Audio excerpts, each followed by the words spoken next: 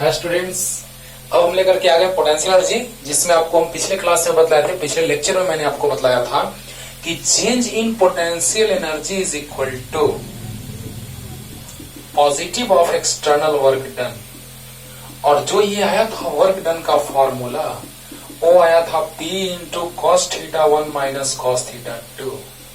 ये बात मैंने पहले आपको बतलाया है, ये बात मैंने पिछले क्लास में आपको बतलाया है।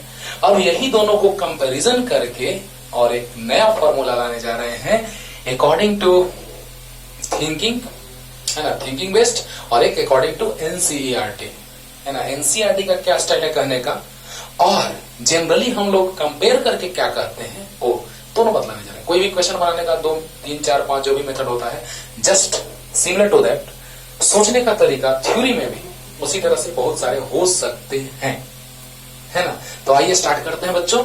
ये बात एकदम दिमाग में सेट रखना है, जो हम क्वेश्चन से भी क्लियर किए थे, थ्योरी में भी बताए थे कि change in potential energy, final potential energy minus initial potential energy equal to positive of external work done and negative of, याद है, negative of electric work done.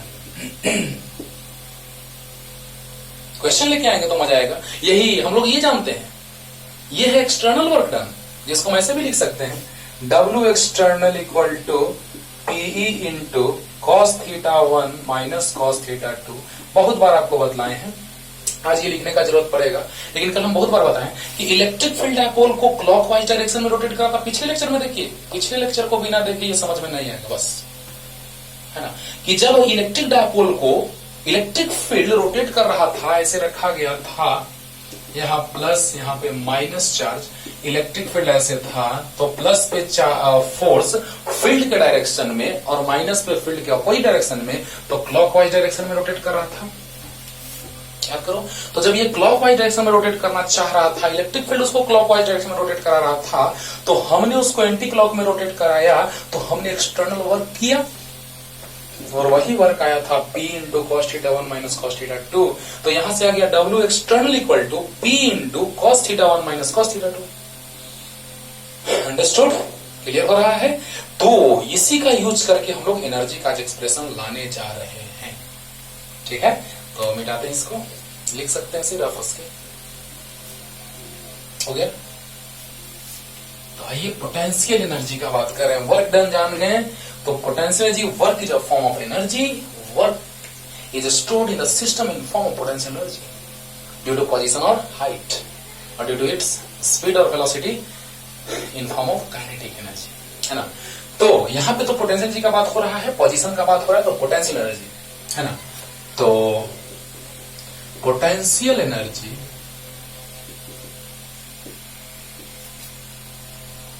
of an electric dipole in an uniform electric field।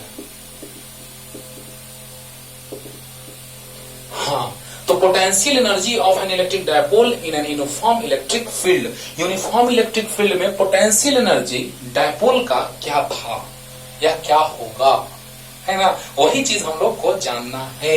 तो याद कीजिए, हम आपको बतलाए थे कि वर्क डन पढ़ा रहे हैं बाबू पोटेंशियल एनर्जी के लिए, है ना। जब बेस तैयार किया जाता है किसी काम के लिए, वो बेस था वर्क डन, और जो एक्चुअली वर्क करना है हमको, जिसके लिए हमको जानना है, वो है potential energy. Work is a form of energy, okay. तो when an electric dipole is rotated, when an electric dipole is rotated in an external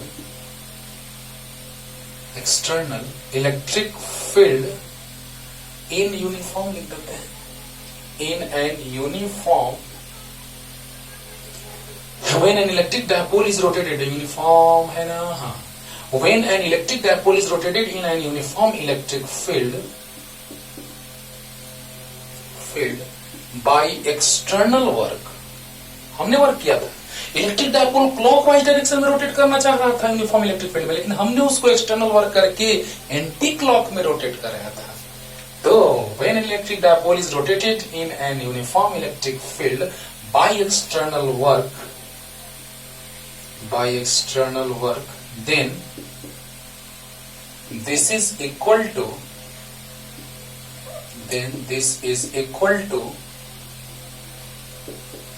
change in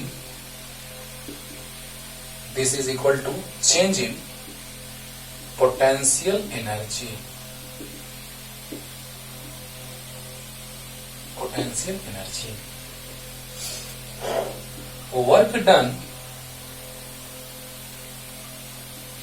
Work done in rotating an electric dipole from θ1 from angle θ1 to θ2. Work done in rotating electric dipole from θ1 to θ2 is W, and potential energy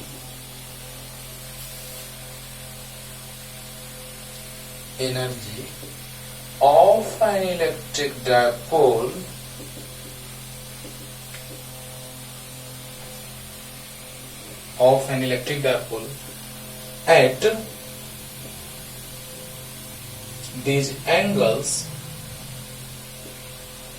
at these angles are respectively,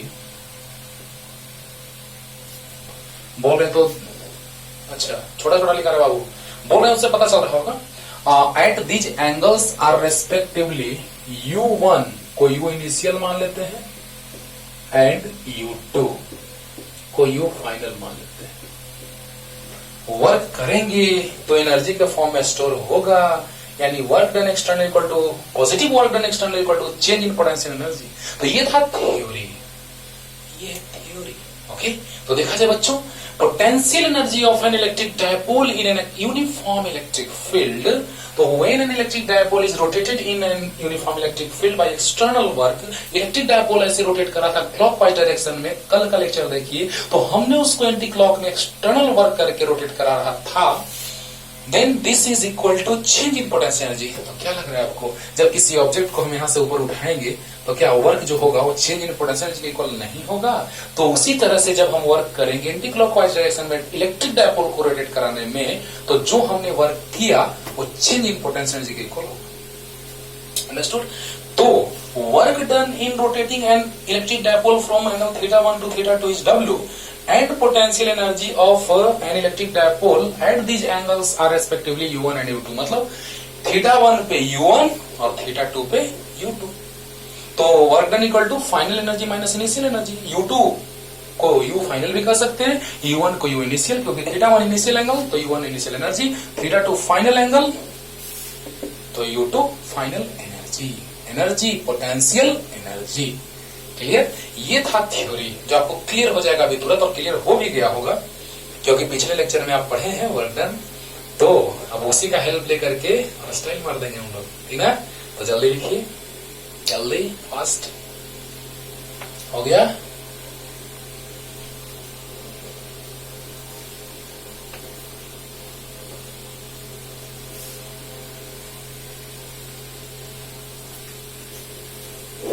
अब देखिए बच्चों, कल हमने पढ़ा है कुछ, क्या पढ़ा है बोलिए? कि वर्क डन जो था, वी नो दैट क्या बोलिए? W equal to PE into cos θ1 minus cos θ2। बोला? तो मतलब बच्चों कि W इक्वल टू, जो W था वो हमने वर्क किया था, वही हमने जो वर्क किया था वही ना आया था इतना। तो इसको हम ऐसे भी लिख सकते हैं W एक्सटर्नल तो PE। देखिएगा थोड़ा सा मैं स्टाइल मारा है बच्चों, थोड़ा सा ये लाइन जहां से आया था उसके ऊपर वाला लाइन हम लिख रहे थे, बोले थे कल यूज में कर लाएंगे, लेकिन तुमको यही याद है, चलो मान लो तुमको यही याद है, तो हम ऐसे कर सकते हैं, जब माइनस कॉमन लेंगे, देखिएगा इसी का जरूरत है इसलिए माइनस कॉमन ले रहे हैं, तो जब माइनस कॉमन लिया जाएगा तो देखिएगा क्या हो जाएगा, ये यहां आ जाएगा cos theta 2 minus cos theta 1। अरे वाह वाह वाह सर, वाह सर। देखो कैसे बाबू, माइनस जब हम बाहर लिए तो ये यहां आ गया और ये यहां, क्यों कैसे, देखो p को छोड़ दो, माइनस में प्लस से मल्टीप्लाई करो तो माइनस, और माइनस में माइनस से मल्टीप्लाई करो प्लस। बोलो बोलो, अरे बोलो यार, p वैसे ही है, माइनस कॉमन लिए तो cos थीटा 2 यहाँ, cos थीटा 1 यहाँ, यानी माइनस में प्लस से मल्टीप्लाई करेंगे तो minus, minus minus plus. Clear? तो अब देखिए बच्चों, u एक्सटर्नल इक्वल टू, देखिएगा थोड़ा बारीकी से ध्यान दीजिएगा, एकदम 100% यहाँ पे ध्यान रहना चाहिए आपका। तो माइनस पीई cos थीटा 2 ऐसे, और ये माइनस को ही छोड़ दो, और माइनस पीई cos थीटा 1। अरे अरे अरे, ऐसे कैसे सर, ऐसे कैसे सर, एकदम सही है। देखो माइनस पीई cos थीटा 2 यहां छोड़ दो, माइनस यहां लिख दो, और माइनस पीई cos थीटा 1 यहां लिख दो। क्या नहीं हो गया, देखो तो माइनस इंटू प्लस माइनस, और माइनस माइनस प्लस, तो यहां भी माइनस माइनस प्लस। लेकिन हम क्यों ऐसे लिख रहे हैं, क्योंकि हमको final energy minus initial energy लाना है, तो ये ला रहे हैं हम पहले जनरली एकदम सिंपल वे में, सबसे आसान तरीका से जिससे आप समझ सकते हैं, फिर लेके चलेंगे एनसीईआरटी से, लेकिन एनसीईआरटी में थोड़ा सा कॉम्प्लिकेटेड है। उस चीज को समझने के लिए आपको हम मैंने पूरा क्लियर करेंगे 100%, लेकिन जो आसान तरीका है वो पहले, आसान मेथड जो है पहले। तो बतलाइए कि माइनस पी cos थीटा 2 यहां माइनस ऐसे ही छोड़ दिए, और माइनस पी cos थीटा 1 यहां, तो बतलाइए इसको हम इक्वेशन फर्स्ट मान ली। Let us suppose this is equation first, और work done equal to change in potential energy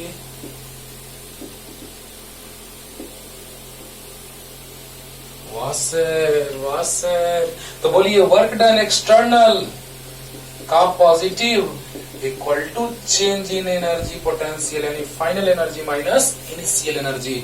जरा सा सोचिए, ये तो क्लियर हो गया होगा बच्चों, अच्छे से मैंने समझा दिया आपको। और वर्क डन जो पॉजिटिव होता है चेंज इन पोटेंशियल एनर्जी के इक्वल होता है work done external positive equal to change in energy, जो मैंने आपको समझा रखा है। और क्वेश्चन में वो भी बताएंगे कि वर्क डन इलेक्ट्रिकल निगेटिव, तो कंपैरिजन करके क्वेश्चन में चलेगा। तो बताइए बच्चों कि यहाँ वर्क डन एक्सटर्नल जो आया वो final energy minus initial energy. तो बताइए यू फाइनल को हमने U2 लिखा था, प्लस तो हिडन रहता है, छुपा हुआ रहता है। Work you final U2 minus you initial U1, you final U2 minus you initial U1। अब बताइए ये दोनों को कंपैरिजन करेंगे और एक बड़ा अच्छा रिजल्ट आने जा रहा है बच्चों।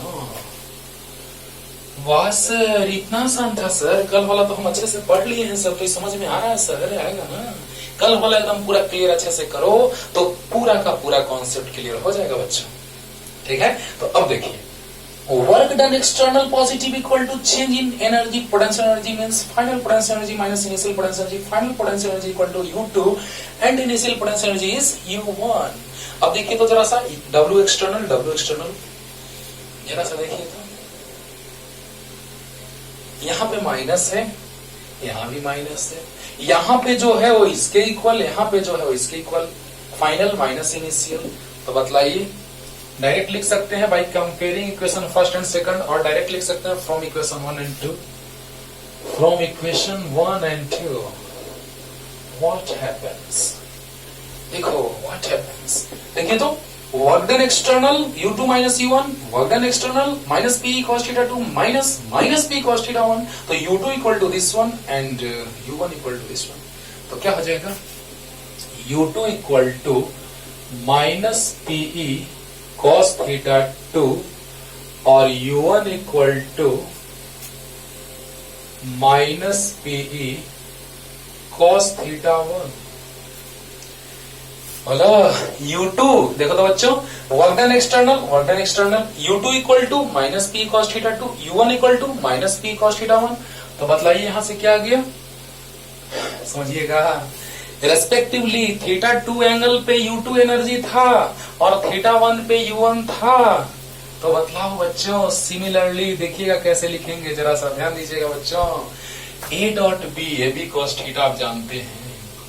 यहां अगर वेक्टर ए है और यहां वेक्टर बी है, तो आपको पता है कि दो वेक्टर्स के टेल के बीच या हेड के बीच एंगल बनता है, ना कि हेड और टेल और हेड के बीच, है ना।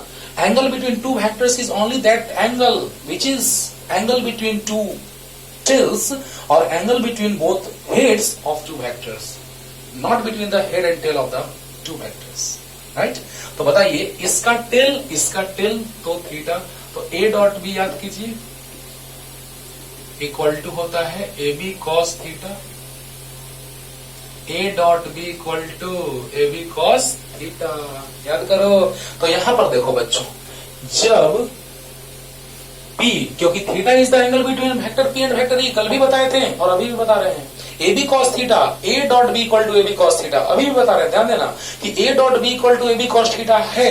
It means theta is angle between both vectors, but between tails और between heads of both vectors, right. तो क्या हो जाएगा, A dot B equal to A B cos theta, जहां पे ए और बी के बीच का एंगल थीटा है। तो उसी तरह से P ये है, P और ये वेक्टर E है, तो एंगल थीटा। तो बताइए P और E के बीच का एंगल जब थीटा 2 होगा तो एनर्जी U2 होगा, राइट। और जब P और E के बीच का एंगल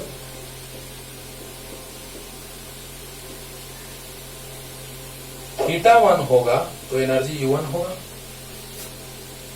जब एनर्जी का बात कर रहे हैं हम लोग, तो P और E के बीच का एंगल अगर थीटा 2 तो एनर्जी U2, और जब P और E के बीच का angle theta 1 then energy is U1. When angle between vector P and vector E is theta 2, then energy is U2. And similarly, if angle between P vector and E vector is theta 1, then energy is, potential energy is U1.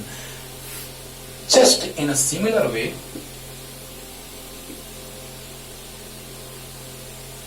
similarly, what happens?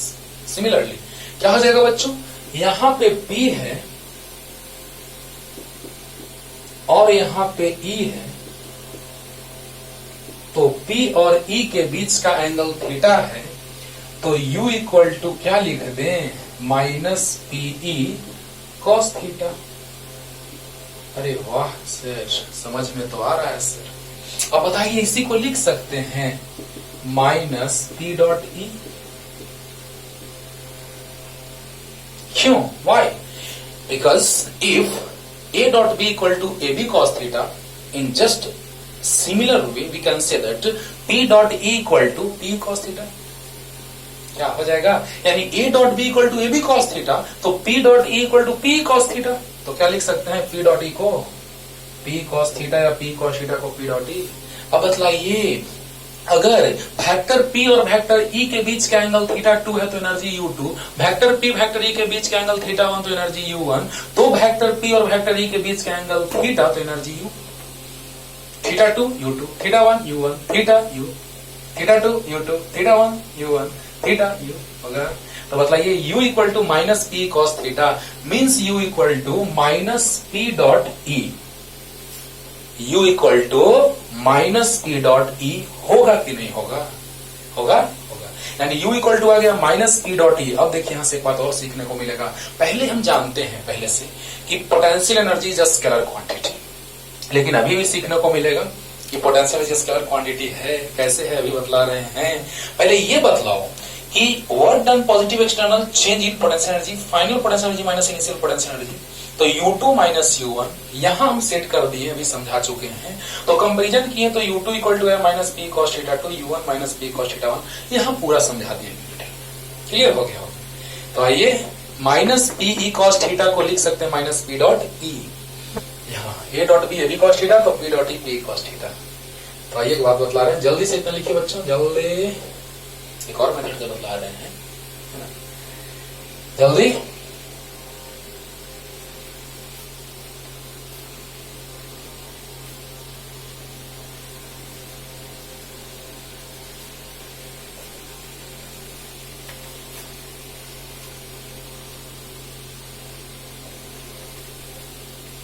Potential energy हम जानते हैं कि scalar quantity है, चलो अच्छी बात है, लेकिन एक और तरह से आपको समझाने जा रहे हैं। U equal to minus P dot E है, तो potential energy is scalar product of P and E. Negative sign से कोई मतलब नहीं है, स्केलर वेक्टर में निगेटिव साइन का कोई रोल नहीं रहता है, बस वो निगेटिव तो एनर्जी निगेटिव बस। लेकिन वर्क डन जो एनर्जी आ रहा है वो क्या है, negative of scalar product of two vectors. तो दो वेक्टर्स का स्केलर प्रोडक्ट स्केलर क्वांटिटी होता है। तो क्या लिख सकते हैं कि पोटेंशियल एनर्जी ये कब होगा, जब एंगल पी और ई के बीच थीटा होगा। Angle between vector P and vector is theta. तो potential energy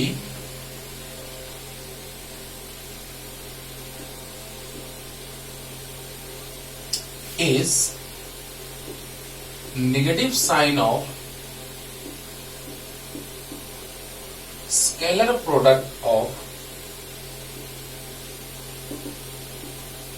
two vectors, scalar product of two vectors. Potential energy is negative sign of scalar product of two vectors, so it is a scalar quantity. So it is a scalar quantity. मतलब ये बच्चों कि दो vectors का scalar product scalar quantity आता है, इसीलिए potential energy scalar quantity है। यहां से भी हमको पता चल गया, लेकिन ऐसे पहले से भी जानते थे कि पोटेंशियल एनर्जी जो है वो स्केलर क्वांटिटी है। Work is a form of energy, work in scalar quantity, so potential energy also potential energy is also scalar quantity. Clear? तो जल्दी से उतार लीजिए और अब आते हैं एक और मेथड पे जल्दी, अकॉर्डिंग टू एनसीईआरटी, राइट? देखा जाए अब तब हम चलेंगे केस पे बच्चों। पहले अकॉर्डिंग टू एनसीईआरटी, क्या कहता है एनसीईआरटी?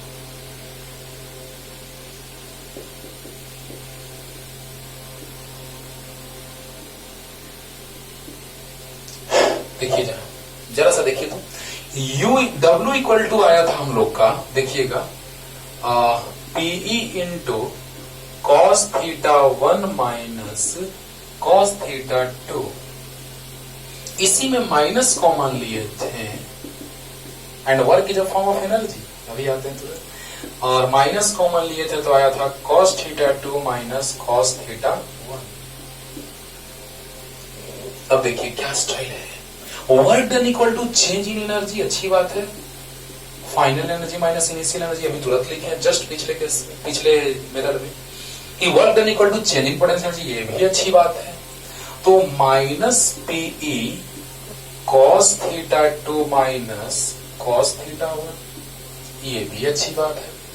अब बतलाइए बच्चों कि यहां पे एनसीईआरटी क्या करता है कि मान लेता है, लेट अस सपोज एज्यूम, है ना, consider that theta 1 equal to 90 degree, theta 1 equal to 90 degree. तो अकॉर्डिंग टू एनसीईआरटी अभी लिखे हुए हैं theta 1 equal to let assume suppose जो भी कहें, थीटा 1 90 डिग्री तो u1 आ जाएगा 0, बस 90 डिग्री पे पोटेंशियल 0, वाह रे वाह, 90 डिग्री पे पोटेंशियल 0, वाह रे वाह, है ना। तो थीटा 2 पे मान लेते हैं थीटा, तो u2 को मान लेते हैं u। ये माना गया है अकॉर्डिंग टू एनसीईआरटी, लेकिन क्यों माना गया उसका डिटेल हम अभी तोड़ने जा रहे हैं। बस ये नहीं कि मान लिया गया है तो सर आप भी कह दीजिए ना कि वही होगा, बस हो गया, नहीं, डिटेल बताएंगे क्यों होगा, ठीक है।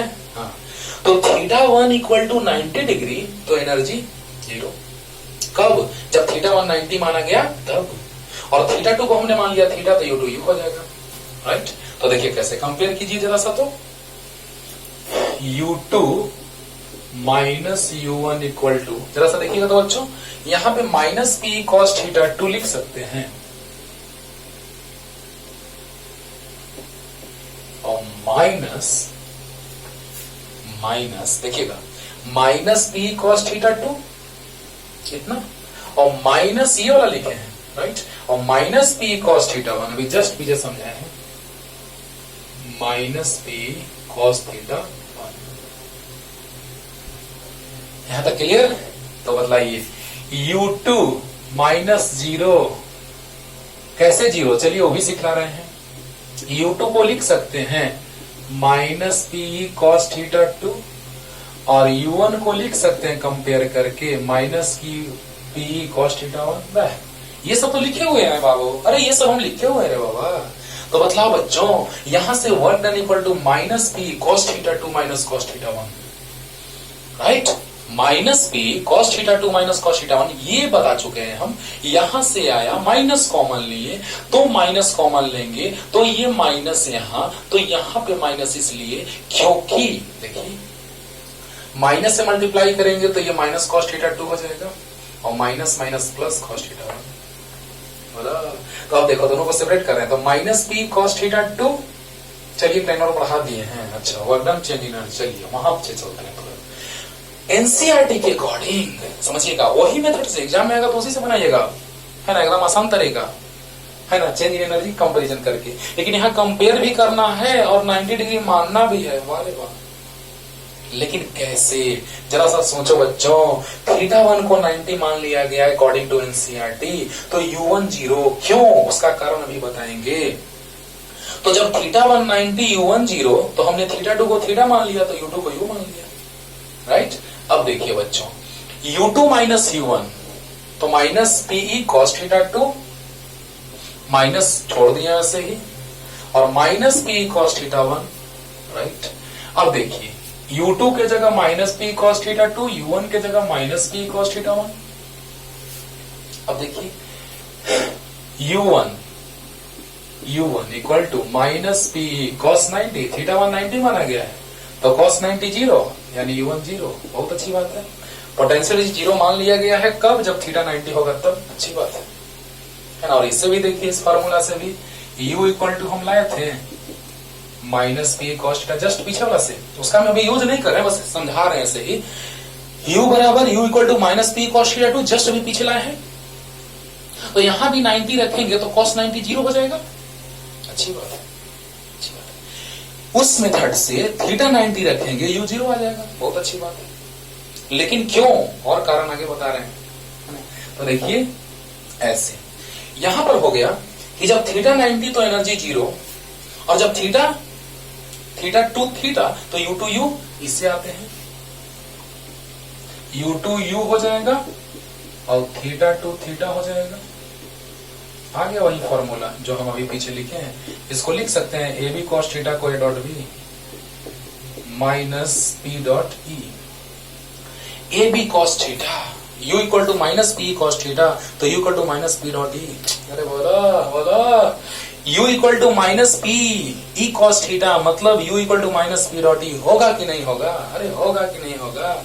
यानी कि जब U2 को हमने U मान लिया, थीटा 2 को थीटा, थीटा 2 को थीटा, U2 को U, तो आ गया U equal to minus P cos theta, तो यहां से आ गया U equal to minus P dot E vector आ गया। लेकिन जब 90 तो 0, ये क्यों, ये तो क्लियर हो गया होगा अच्छे से। ये कैसे, 90 तो 0 कैसे, आइए देखते हैं। ये है एनसीईआरटी का स्टाइल, ये है एनसीईआरटी का स्टाइल। तो जल्दी से इतना पे आइए, जल्दी। अकॉर्डिंग टू एनसीईआरटी एंगल 90 तो एनर्जी 0, एंगल थीटा तो energy U, theta 2 theta U2 U right. तो U2 के जगह U, तो थीटा 2 के जगह थीटा, 90 तो एनर्जी 0, कॉस 90 0 राइट। जल्दी अब देखिए इसका कारण क्या है रे बाबा। तो आते हैं थोड़ा सा इक्विपोटेंशियल सरफेस, देखो बाबू कहां से कहां कॉन्सेप्ट चला जाता है, सोचोगे तब ना मजा आएगा, है ना। देखा जाए ध्यान से, यहां पे आपको याद होगा 90 पे लाया जा रहा है, वाह रे वाह, ये इलेक्ट्रिक फील्ड है यूनिफॉर्म। चलिए इसको हम एक्सटर्नल इलेक्ट्रिक फील्ड मान लिया, हम चार्जेस को ला रहे कहीं बाहर से, वाह सर, ऐसे सोचिएगा सर। अरे हाँ यार, ऐसे ही सोचेंगे तब ना मजा आएगा। एंगल 90 डिग्री मतलब डायपोल ऐसे, यानी एंगल 90 डिग्री। आप बताइए, ये इलेक्ट्रिक फील्ड का डायरेक्शन है। यहां पे कोई पॉजिटिव चार्ज था इंफिनिटी पे, जिसको हमने इस पॉइंट पे लाया, और यहां पे कोई नेगेटिव चार्ज था इंफिनिटी पे, which is bringing from infinity to point, यहाँ पे let us suppose this is point A and another one is point B. अब सोचिए कि जब इंफिनिटी से इस पॉइंट पे लाया जाएगा, आप याद कीजिए, वर्क करना पड़ेगा। अरे वाह, देखो ध्यान दो बच्चों, कैसे एनर्जी जीरो, कैसे 90 पे एनर्जी जीरो। एक मेथड तो आपको पता हो चुका है कि U equal to minus P cos theta, तो cos 90 जीरो, तो U equal to minus cos 90। सोचोगे तो बहुत कुछ सीखोगे। cos 90 जीरो, सोचो सोचो, इंसान ही सोच करके साइंटिस्ट बनता है। बहुत बड़े बड़े, है ना, बहुत बड़े बड़े साइंटिस्ट, बहुत अच्छे अच्छे इंजीनियर, बहुत सारे डॉक्टर्स सोच करके न बनते हैं, है ना। तो आप सोचिए तो क्यों नहीं बहुत आगे बढ़िएगा। सोचना है बस, रट्टाफिकेशन नहीं, रटना नहीं है। रट के पढ़ोगे बर्बाद हो जाओगे, है ना। बस वो टेम्परेरी डिग्रीधारी इंसान रहोगे, है ना। तो सोचो कि जब थीटा 90 होगा, देखो ना, सोच रहे हैं, सामने तुम्हारे सोच रहे हैं, कहां को ज्यादा है, नहीं टफ है। देखो ना, यहां पे cos 90 जीरो, तो पोटेंशियल एनर्जी जीरो। ओके, ध्यान दीजिएगा कि जब थीटा 90 तो पोटेंशियल एनर्जी जीरो। अब वहां भी देखते हैं पोटेंशियल एनर्जी जीरो आता है कि ना। Work done is stored in the system in form of potential energy. Work done stored in the system in form of potential energy. तो देखिए, तो ये जीरो आ गया, अच्छी बात है। 90 तो जीरो, ऐसे सोच लिए। अब वहां से सोचते हैं work done equal to potential energy, तो potential energy equal to work done. अब देखिएगा, ध्यान दीजिएगा, इंफिनिटी से इस पॉइंट पे ला रहे हैं, तो इस पॉइंट का भी पोटेंशियल भी है और इस पॉइंट का भी पोटेंशियल भी है। अरे सर, ये कैसे सर? अरे ये कैसे सर? नहीं समझ में आ रहा है सर। अब तो जान दे देंगे सर। अरे नहीं, जान मत दो, मार देंगे। ध्यान दो, जान मत दो, ध्यान दो। बताओ कि इलेक्ट्रिक फील्ड के डायरेक्शन में अगर हम जाएंगे तो फील्ड के डायरेक्शन में पोटेंशियल डिक्रीज करता है, लेकिन ये जो आप देख रहे हैं यहाँ पे, जैसे ही जाएंगे तो ये एक प्लेन मिला।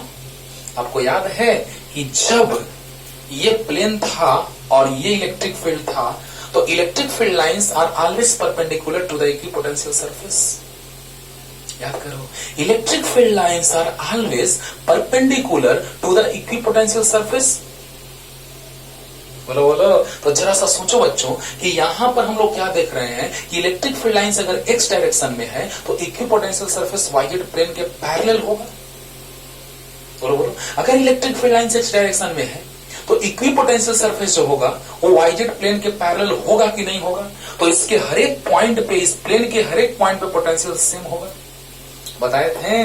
तो बताइए, ये जो प्लेन है ये ऐसा कुछ है?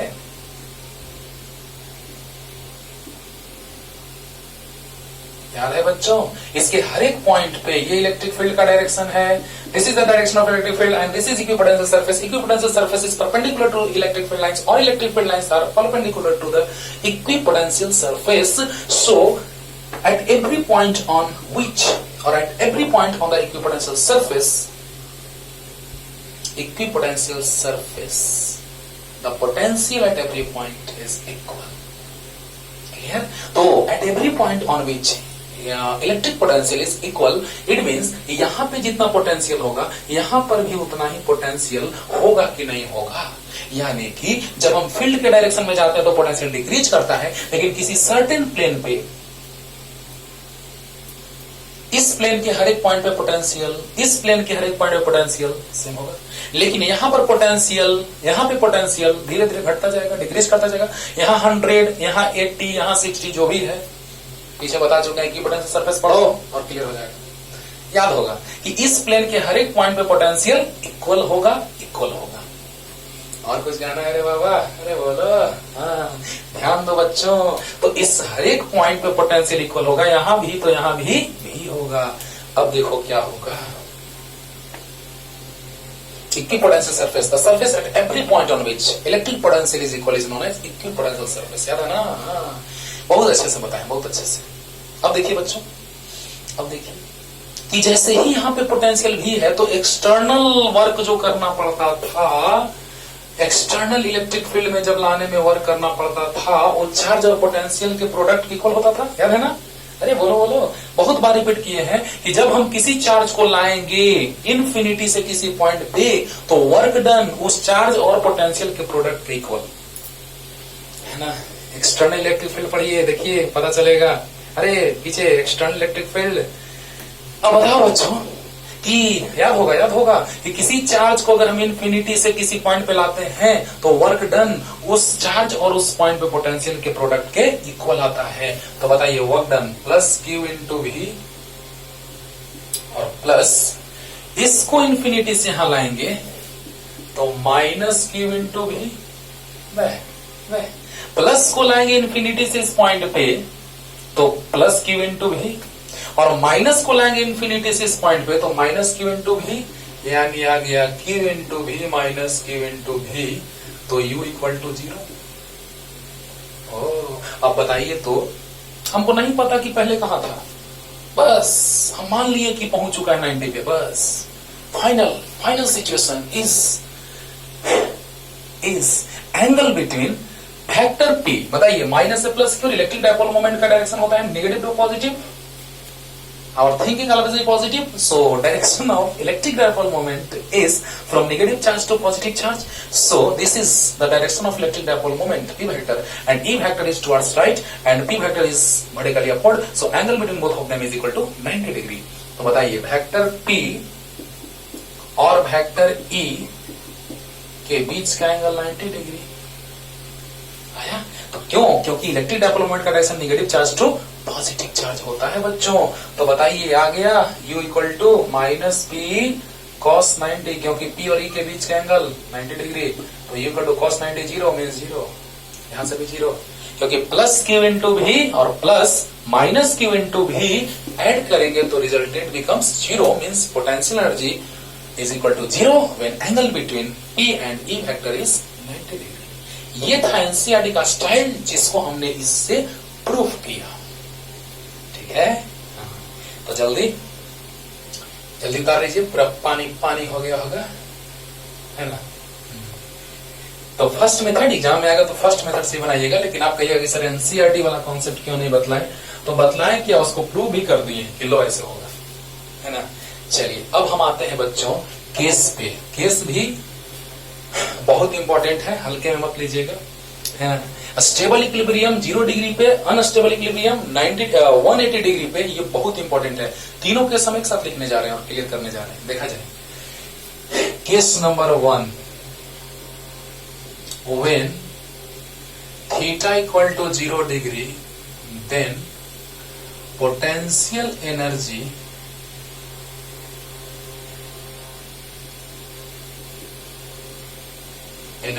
is minimum.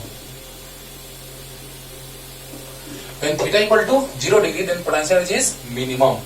तो U equal to minus PE cos theta, बहुत अच्छे से समझा रहे हैं, पहले लिखने दीजिए आराम से। तो माइनस PE cos 0 डिग्री, और cos 0 जो होता है वो +1 होता है, तो U मिनिमम, क्यों मिनिमम, सब समझा रहे बच्चों।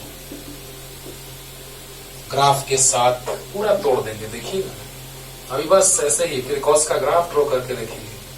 अरे यार माइनस देखो ना, U equal to minus P cos theta है, उसी का ग्राफ डायरेक्ट ड्रॉ कर देंगे, क्लियर हो जाएगा। तो ये है माइनस पी यहाँ पे एनर्जी, U और theta, right.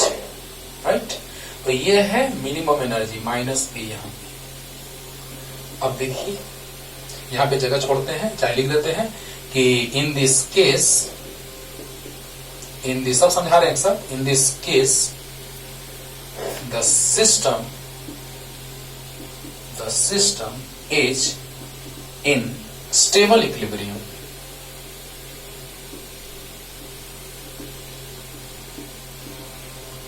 Right. Stable equilibrium कब? जब थीटा 0 डिग्री होगा तब स्टेबल इक्विलिब्रियम, माइंड में सेट कर लो स्टेबल इक्विलिब्रियम। और केस नंबर 2, इसमें तो कोई जान नहीं है, ये तो सिंपल सा कि when theta is equal to 90 degree then potential energy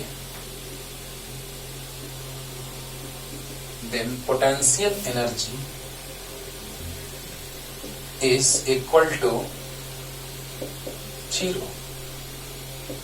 Then potential energy is equal to 0. Means U equal to minus PE cos 90. Minus PE cos 90.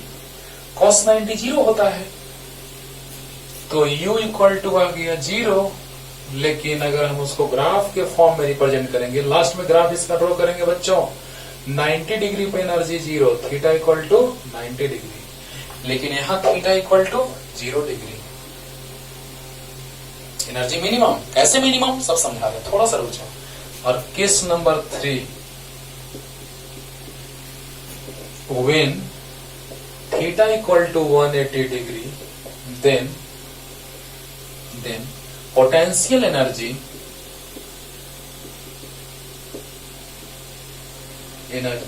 is maximum। Maximum कैसे भी शॉर्ट में लिखते हैं, मैक्स ऊपर है maximum, यानी कि U equal to minus P cos theta, तो U equal to minus P cos 180 theta 180, तो U equal to minus P cos 180 minus 1, तो U maximum plus P. Right, अब देखिए ये कैसे, तो ऐसे U और थीटा,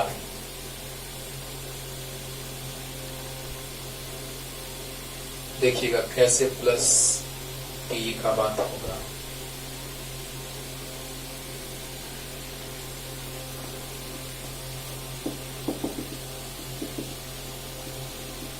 में दिक्कत हो रहा था इसलिए इसको साइड कर दिए, यहां पे प्लस बी। वाह, और in this case system is in unstable equilibrium। तुम सेट रखना है माइंड में, क्वेश्चन कल करवाएंगे उससे पहले 2 वीवीआई पॉइंट लिखेंगे पहले कि when theta is equal to 0 degree then system is in stable equilibrium. देखिए in this case the system is in stable equilibrium, theta 0 degree, system is in stable equilibrium. पहले पूरा समझा के तोड़ते हैं, है ना। और when theta is equal to 180 degree then system is in unstable equilibrium, theta 180 then unstable equilibrium. Why, पहले ये समझते हैं हम लोग, तब मजा आएगा। और कॉस का ग्राफ से तुरंत क्लियर करते हैं, ये ग्राफ ऐसा ही क्यों, ये टेंशन मत लीजिएगा सर ये ग्राफ कैसे ग्राफ ड्रॉ कर दिए, ये कैसे वहां पे क्यों ऐसे ले लिए, नहीं, यही तो बात है, कुछ नहीं रटने देंगे, सब समझाएंगे बच्चों, ठीक है ना। तो ध्यान दीजिएगा, when theta is equal to 0 degree then potential energy is minimum, means U equal to होता है माइनस पी कॉस थीटा। अब आप बताइए, माइनस पी पहले से है और कॉस थीटा, थीटा 0 डिग्री, आपको पता है कि कॉस 0 का वैल्यू +1 होता है, और आपको पता है कि कॉस थीटा का मैक्सिमम वैल्यू +1 होता है और मिनिमम वैल्यू -1 होता है।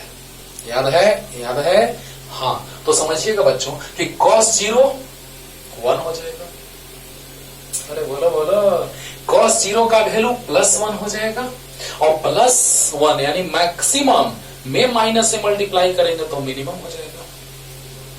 बोलो पहले मैथमेटिकली समझ रहे हैं, है ना, फॉर्मूला से, उसके बाद थिंकिंग बेस्ड, राइट। तो बताइए बच्चों कि यहां से क्या रहा है कि minus P into cos theta, तो minus P cos theta, theta 0 degree, तो बताइए कॉस 0 का वैल्यू +1 होगा।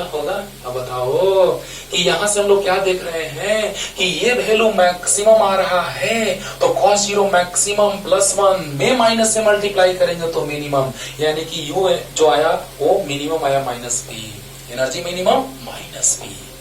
तो देखिए तो जरा सा ऐसा क्यों ग्राफ ड्रॉ किए हैं अभी समझा रहे हैं, लेकिन अभी इससे समझते हैं ये कैसे ड्रॉ करेंगे तो अभी समझाते हैं लास्ट में। स्पेस नहीं है ना तो पहले उसी को समझा देते हैं, लेकिन चलिए अभी ग्राफ ऐसा ही है, बस ये सोचना है।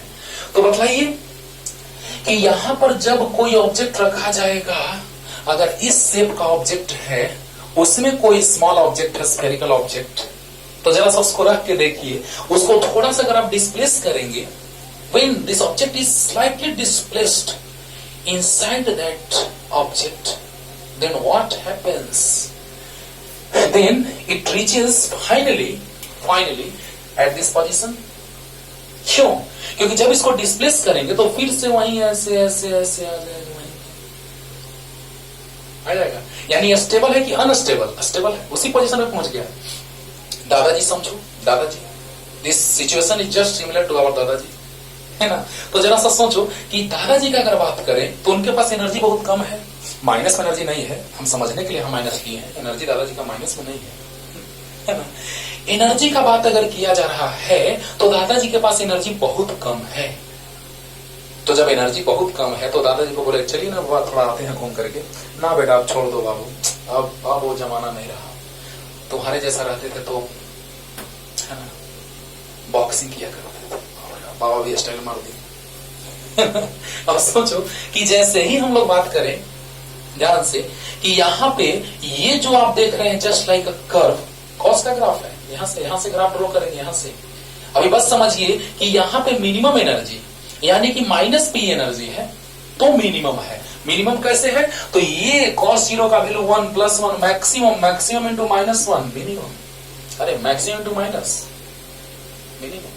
तो बताइए यहाँ एनर्जी मिनिमम है, अगर दादाजी को हम उठा के लेके चल दिए थोड़ा देर दूर तक, है ना, सहारा देकर के उनको हम कुछ दूर तक ले गए, तो दादाजी कह रहे हैं ना बाबू अब हमको वहीं पे बैठा दो, मेरा हालत खराब है, चलने के लिए नहीं बन रहा है।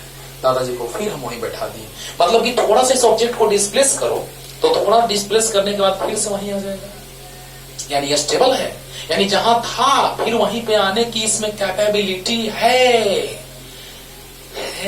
यानी कि जब एनर्जी बहुत कम रहेगा तो स्टेबल रहेगा। इसको ऐसे समझ सकते हो कि बिलो प्रॉपर्टी लाइन, अगर बिलो प्रॉपर्टी लाइन अगर लोग हैं तो वहां पे अगर किसी को घूमने चलने के लिए कह दो कि चलो यार थोड़ा सा स्विट्जरलैंड घूम के आते हैं, वाह क्या बात है, तो बेचारा कह रहा है कि सुबह से भूखे हैं, स्विट्जरलैंड जाकर क्या करेंगे, है ना, समझ रहे हो ना। तो यानी कि उसके पास एनर्जी बहुत कम है तो स्टेबल है, कहीं नहीं जाना चाह रहा है। अगर तुम्हारे पास 1 करोड़ रुपया भी मिल जाए, लॉकडाउन समाप्त हो जाए, क्या करोगे? छोड़ जाओगे, है ना, अरे आते हैं यार थोड़ा 2-4 कंट्री घूम करके आते हैं, तब आप पढ़ाई करेंगे, चलो यार क्या है पैसा बैंक में लगा देंगे आराम से। सोचो यहाँ पर एनर्जी बहुत कम है तो ये स्टेबल है, एनर्जी बहुत कम स्टेबल, समझ रहे हो ना। एनर्जी इज मिनिमम, तो एनर्जी जब मिनिमम तो स्टेबल, यानी कि वो उसको हम आगे भी बढ़ाना चाहेंगे, कहीं जाने के लिए भी कहेंगे नहीं यार मैं तो ठीक है, छोड़ो कुछ बहाना करोगे, समझ रहे हो। तो बताइए कि जब एनर्जी मिनिमम तो स्टेबल, ये बात एकदम दिमाग में सेट रखना है क्योंकि इस पे एक से क्वेश्चंस आए हैं कंपटीशन में, तोड़ दोगे एकदम तुरंत उसको अगले लेक्चर में न्यूमेरिकल्स। तो बताइए बच्चों कि जब थीटा 0 तो system is in stable equilibrium, दिमाग में सेट हो गया होगा, राइट। इसमें तो कोई जान नहीं है, cos 90 0 एनर्जी 0, तो 90 पे एनर्जी 0, नो टेंशन। लेकिन अब अगला जब थीटा 180 डिग्री है ना, तो पहले मैथमेटिक्स की भाषा में सीखते हैं फिर थिंकिंग बेस्ड। तो सोचो कि जब थीटा 180 लेंगे तो cos 180 -1, और आपको पता होगा कि cos थीटा का मिनिमम वैल्यू -1 होता है, अरे बोलो, तो cos थीटा का मिनिमम वैल्यू -1 होता है, तो माइनस में -1 में माइनस से मल्टीप्लाई करेंगे तो प्लस यानी मैक्सिमम, अरे मिनिमम में माइनस से मल्टीप्लाई करो मैक्सिमम हो जाएगा। कॉमन सेंस, मिनिमम में माइनस से मल्टीप्लाई करो मैक्सिमम होगा, यानी कि पोटेंशियल एनर्जी इज मैक्सिमम। फिर से cos 180 का वैल्यू -1 होता है, माइनस माइनस प्लस हो गया, पी आ गया, यानी क्या मतलब कि पोटेंशियल एनर्जी मैक्सिमम जो आया वो प्लस पी आया। क्यों? क्योंकि cos 180 का वैल्यू -1 होता है, -1 में मिनिमम में माइनस से मल्टीप्लाई करेंगे तो मैक्सिमम हो जाएगा। क्लियर हो गया होगा। और अब सोचते हैं थोड़ा कि 180 पे स्टेबल इक्विलिब्रियम कैसे, सोचिए। अब बताइए बच्चों यहाँ पे ग्राफ, अभी तुरंत हम कॉस का ग्राफ ड्रॉ करने जा रहे हैं, ये ग्राफ अभी ड्रॉ करेंगे, वो भी ग्राफ अभी ड्रॉ करेंगे, दिखाएंगे कि हाँ ऐसे होगा, तब ना मजा आएगा। ऐसे ही ड्रॉ करने से क्या होगा? कुछ नहीं, बर्बाद हो जाएगा। तो देखो, इन this case system is in unstable equilibrium, in this case system is in unstable equilibrium. अब एनर्जी मैक्सिमम हो गया। अब सोचो जरा सा, किसी को एकाएक, वही अभी हम बात बतलाएं कि किसी को एकाएक अगर 1 करोड़ रुपया दे दिया जाए, 2-4 कंट्री घूम के तो जरूर आएगा। पॉसिबिलिटी तो है, आराम से आएगा, स्टेबल तो नहीं रह पाएगा, मूड में रहेगा, मेरे पास बंगला है, गाड़ी है, तेरे पास क्या है? तो बस हम वही प्यार से बोलेंगे मेरे पास माँ है ना? समझ रहे हैं ना? और सोचिए, यू मैक्सिमम प्लस पी, सोचिए जरा सा, यू मैक्सिमम प्लस पी, मतलब ये मैक्सिमम एनर्जी आया, energy maximum plus P, energy maximum plus P. एक मेथड तो सिखला दिए, दूसरा मेथड सीखिए कि अनस्टेबल कैसे है। आप ही बताइए, इसको थोड़ा सा एनर्जी देंगे तो ये फिर से वहीं आ जाएगा, रिटर्निंग बैक, स्टेबल है। किसी को मार के भगा दो, फिर से आ गया घर पे, फिर से मार के भगा दो, फिर से घर में आ गया, स्टेबल है ना? लेकिन मार के भगा दो, चला गया, कहीं भाग गया, अनस्टेबल है। सोचो, ये अगर एक छोटा सा बच्चा, एग्जांपल लेते हैं इसका, एक छोटा सा बच्चा को कहीं कहो जाने के लिए, नहीं जाने के लिए मना करो उसको कि नहीं जाना है वहां पे, अक्सर वहां पे जाएगा, अक्सर जाएगा। सोच रहे हो?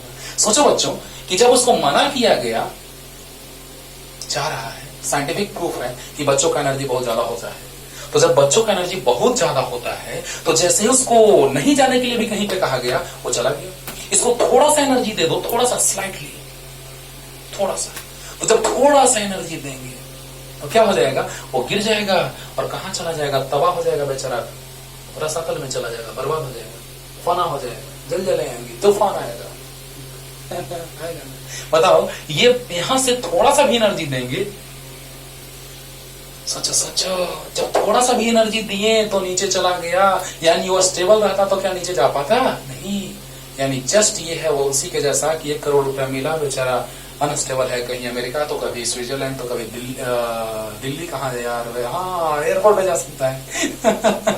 तो सोचो कि जब अनस्टेबल मतलब एनर्जी मैक्सिमम, तो अनस्टेबल है कब? जब एंगल 180 डिग्री है तब। बहुत समझाएं, इसको दिमाग में सेट रखना है, क्योंकि यही क्वेश्चन में डायरेक्ट आता है कि what is the work done in rotating an electric dipole from a stable equilibrium position to unstable equilibrium position। ये बहुत ही लाजवाब क्वेश्चन है। तो उसमें कहेगा नहीं एंगल, डायरेक्ट आपको सोचना है कि स्टेबल इक्विलिब्रियम के केस में एंगल 0 डिग्री होगा, अनस्टेबल इक्विलिब्रियम के केस में, अनस्टेबल इक्विलिब्रियम के केस में एंगल 180 डिग्री होगा। समझा दिए? 180 पे एंगल जो है बच्चों वो कितना है? 180 पे, सॉरी एंगल ही तो 180 है, 180 एंगल पे एनर्जी प्लस में है ना? 180 पे एंगल प्लस में, एंगल जो है 180 उस पे एनर्जी प्लस में है। एंगल 180 पे एनर्जी किस में है? प्लस में। लेकिन एंगल 0 पे एनर्जी माइनस में। Minimum stable equilibrium, maximum unstable. सोचिए जरा सा, आपके पास मिनिमम अमाउंट ऑफ एनर्जी है, मिनिमम पैसा है, बहुत कम पैसा है, आप वहीं कहीं वैसे ही पड़े रहिएगा। जिसके पास बहुत ज्यादा पैसा है, मैक्सिमम, तो क्या वो स्टेबल रहेगा? कभी यहाँ कभी वहां, कभी वहां कभी वहां ज्यादा रहेगा। यानी कि जब एनर्जी बहुत ज्यादा मैक्सिमम तो अनस्टेबल, और जब एनर्जी बहुत कम 0 डिग्री पे तो स्टेबल।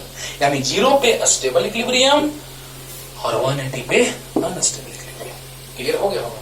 लेकिन ये ग्राफ कैसे ड्रॉ किए हैं अभी समझा रहे हैं, तो देखा जाए, जल्दी सुधार लीजिए, मजा आ गया होगा, क्लियर हो गया होगा, जल्दी हो गया। यही दोनों पॉइंट लिखेंगे। At an angle 0 degree the system is in stable equilibrium, at an angle 180 degree the system of an electric dipole is in unstable equilibrium. Stable 0 degree पे, अनस्टेबल 180 पे। देखिए कॉस का graph y equal to a cos theta का graph ऐसा होता है cos theta का, और y equal to minus a cos theta. तो देखिए कैसे, प्लस है तो cos में ये ऊपर ये नीचे, cos का ग्राफ है ये, माइनस cos का ये नीचे चला जाएगा। सर और ये वाला नीचे वाला ऊपर चला जाएगा, माइनस है तो। सोचो सोचो सोचो, अगर यहाँ cos 0 रखेंगे तो +1 आएगा, यहाँ cos 0 रखेंगे तो 1, यानी 1 इंटू माइनस -1। सही है सर। अरे cos 0 1 into a plus a, और cos 0 1 into minus a minus a। अब बताइए, अगर इस a के जगह पे pe रख दिया जाए, a के जगह पे pe रख दिया जाए तो यहां माइनस pe होगा। बोलो, a के जगह पे अगर p रख दिया जाए तो यहां माइनस p होगा। देखिए cos 0 1 इंटू माइनस p तो माइनस p, cos 90 0, ये 0 डिग्री है, थीटा इक्वल टू 0 डिग्री। बड़ा बनाए, बड़ा बनाए। चलिए, ऐसा नेचर आ चुका है, आपको पता है cos प्लस में जैसा बनता है उसको उल्टा हो जाएगा माइनस में, तो ऐसा। चलो बड़ा सा बनाते हैं, ध्यान देना। थीटा 0 डिग्री होगा तो cos 0 1 यानी minus p into 1 minus p, theta 90 degree